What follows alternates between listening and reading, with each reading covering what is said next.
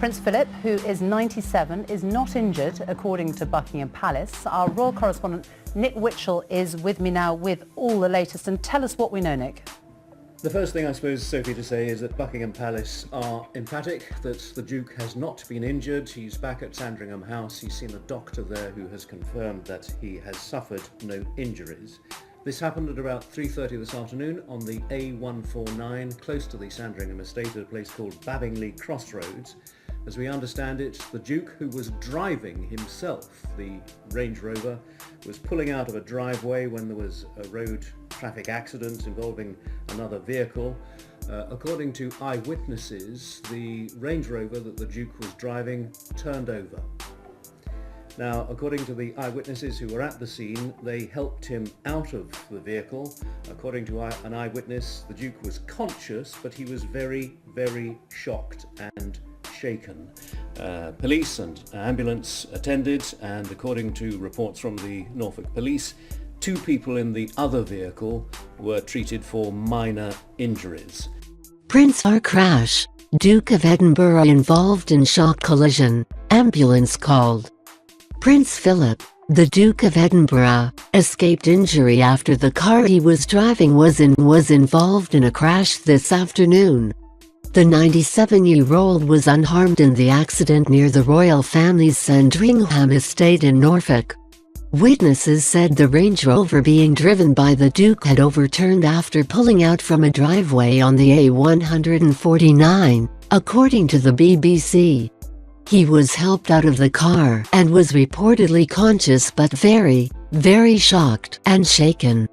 2 people in the other car, a female driver and female passenger, received treatment in hospital for minor injuries, police said. The pair have since been discharged. Pictures from the crash show the Duke's Range Rover on its side, while another car appears to have crashed into a bush. Prince Philip is back at Sandringham and has received the all-clear from a doctor after being examined as a precaution. Bernine Canny, 25, who witnessed the scene of the accident, said, "It appeared to be quite serious. There was a lot of glass over the road as well as debris. I saw one of the cars was quite badly damaged. As for the Range Rover, its windows were smashed." The support worker from King's Lynn added, "By the time I passed by, the Range Rover had been tipped back up on its wheels. I didn't see that much as I was more concerned the car in front of me was braking to turn off and that there was glass and debris all over the road. There was a lot of people there including police, and there was a paramedic there too."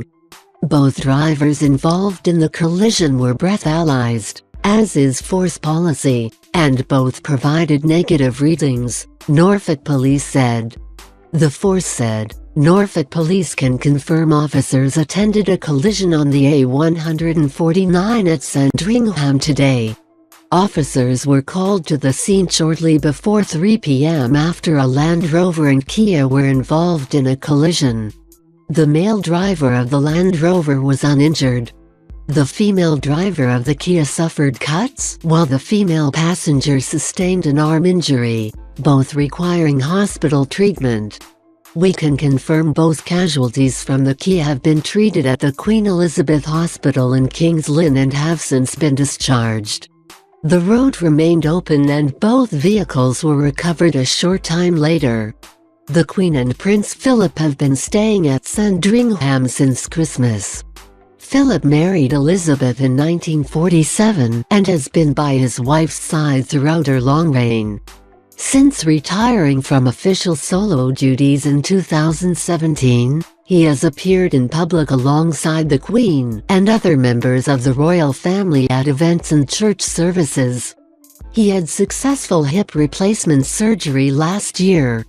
The former naval officer did not accompany the Queen to a church service on Christmas Day last month, though a royal source said he was in good health.